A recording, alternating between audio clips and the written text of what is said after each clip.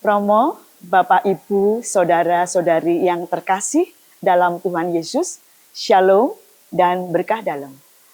Kembali saya menyapa dalam renungan malam singkat Remas STMJ, Rabu 20 Mei 2026. Mari kita awali dengan membuat tanda kemenangan Kristus. Dalam nama Bapa dan Putra dan Roh Kudus. Amin. Renungan hari ini, gereja mengajak kita merenungkan Perjanjian Baru pada Kisah Para Rasul 20 ayat 28 sampai 38 dan Yohanes 17 ayat 11b sampai 19. Remas ini saya beri judul Tetap Menjadi Kudus Walau Berada di Dalam Dunia. Bapak, Ibu, anak muda yang dikasih Tuhan, pada Yohanes 17 adalah momen perpisahan yang sangat emosional dan sakral, di mana Yesus berdoa bagi murid-muridnya sebelum penyaliban.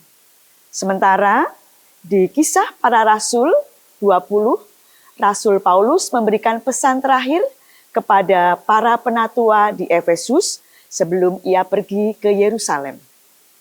Secara garis besar, kedua teks ini berbicara tentang estafet kasih dan penjagaan. Kedua perikop ini menekankan bahwa para pengikut Kristus selalu menghadapi ancaman si jahat, sehingga mereka butuh dipelihara oleh kuasa Tuhan. Dan terus belajar berjuang kudus karena kebenaran. Yesus di sini berdoa agar murid-murid dikuduskan oleh firman.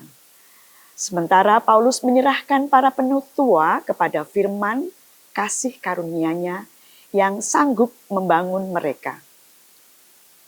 Juga dalam kesatuan dan loyalitas. Fokusnya adalah menjaga keutuhan jemaat atau murid-murid agar tidak terpecah oleh ajaran sesat atau kepentingan diri sendiri, dengan tetap waspada terhadap perpecahan.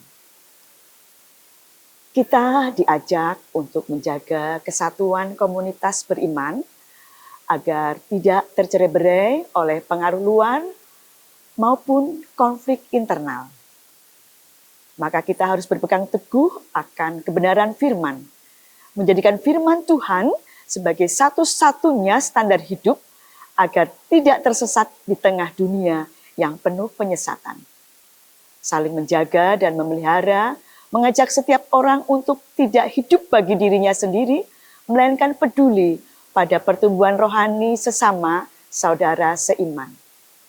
Dan teladan yang terus kita hidupi, yaitu kepemimpinan yang melayani. Seperti Yesus yang membasuh kaki dan mendoakan murid-muridnya. Serta Paulus yang bekerja keras dengan tangannya sendiri. Kita juga dipanggil untuk melayani tanpa pamrih. Serta tetap setia melakukan tugas panggilan Tuhan. Meski tahu bahwa tantangan atau penderitaan menanti di depan mata kita. Dan kasih yang berkorban. Menunjukkan empati yang dalam. Seperti Paulus yang menangis bersama penatua dan kerelaan berkorban demi kebaikan orang lain.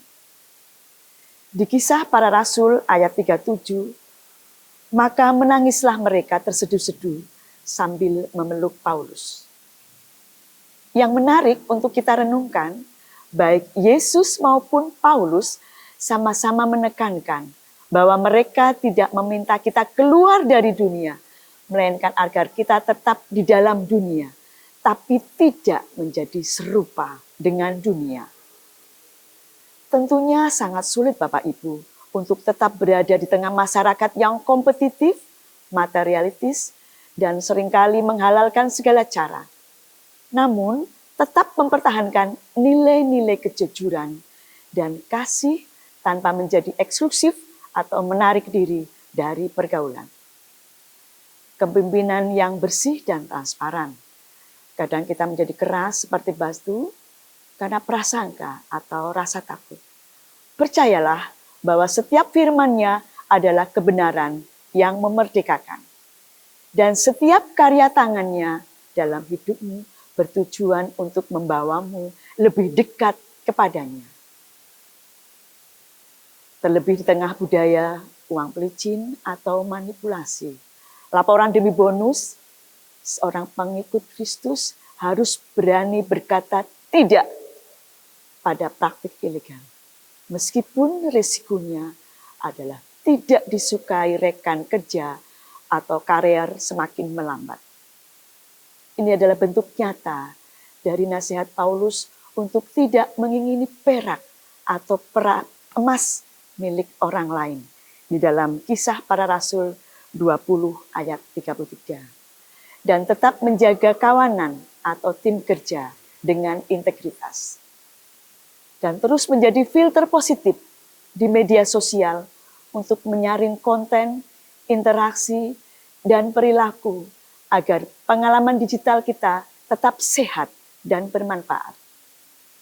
Di era hoaks terlebih dan budaya memaki, kita mempraktikkan dalam doa Yesus dalam Yohanes 17 ayat 17. Dikuduskan oleh kebenaran. Berarti kita tidak ikut menyebarkan kebencian. Sebaliknya, kita menggunakan platform digital untuk membangun, menyatukan, dan membawa damai, bukan memecah belah komunitas. Bapak Ibu yang dikasihi Tuhan, di sini Yesus dan Paulus bersama-sama menegaskan bahwa menjadi pengikut Kristus berarti harus siap diutus ke dunia yang penuh tantangan, namun kita tidak dibiarkan sendiri. Kekuatan kita terletak pada kesetiaan, pada firman, dan ketulusan dalam menjaga kesatuan agar identitas kita sebagai milik Tuhan tetap terjaga. Dengan menjadi kudus, tapi tetap berada di dalam dunia.